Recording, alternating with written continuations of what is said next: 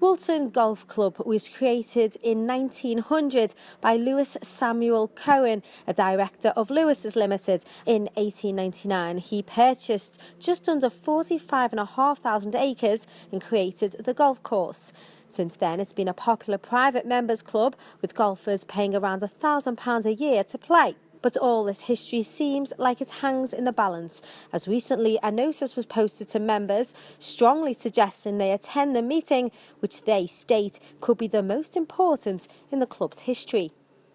The subject to vote on the possible negotiation of a sale of the land and a move to Allerton Golf Club, something which they and the council say comes as a surprise to them. The council own Allerton Golf Club and have had no discussions with Woolton Golf Club, and they've also given a lease to a company for 25 years who also say they've had no discussions with Woolton Golf Club.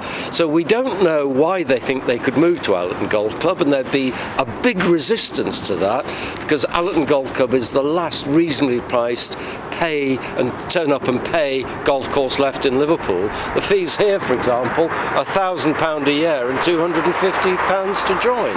The second problem is the council would not want to see this land to the back of us developed. There are real drainage problems here. It's an important green space for the whole of Woolton and Allerton.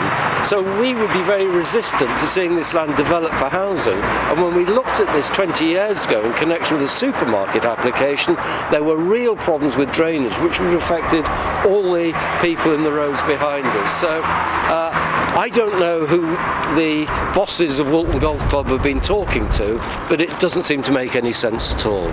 The suggestion of coming to Allerton has left their members, well, let's say, a little under par, as council-owned Allerton is the only facility in Liverpool which offers members a pay-as-you-go service.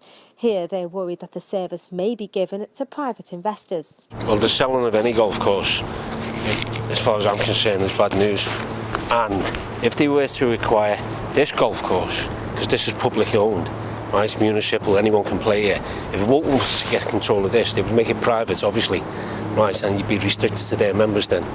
And obviously we'd have to pay a considerable amount of money to get on here. So for the people who use this golf course, because it's publicly owned, it's ideal at the moment. But if Woolton were to get it, it would be a disaster.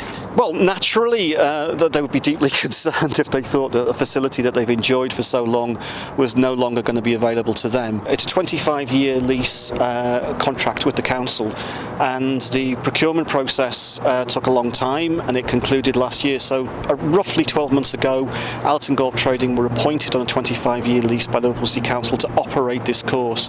But it was very, very clear that the contract stipulated, and this is why we were so committed to working with them, that it remains a pay-to-play course. So this will be a municipal course. Anybody can turn up.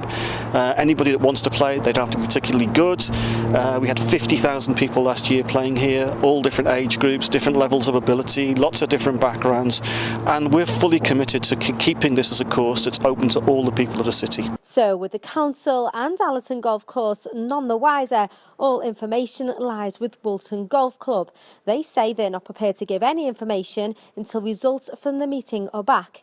In the meantime, we'll have to put off getting any real answers until then.